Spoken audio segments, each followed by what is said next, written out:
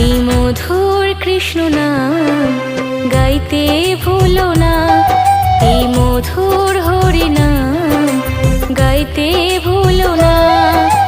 শ্রীকৃষ্ণের দুই চরণ করো গো সাধনা, শ্রীকৃষ্ণের দুই চরণ করো গো সাধনা। মধুর হরি নাম গাইতে ভুলো না, এই মধুর হরি নাম গাইতে ভুলো না।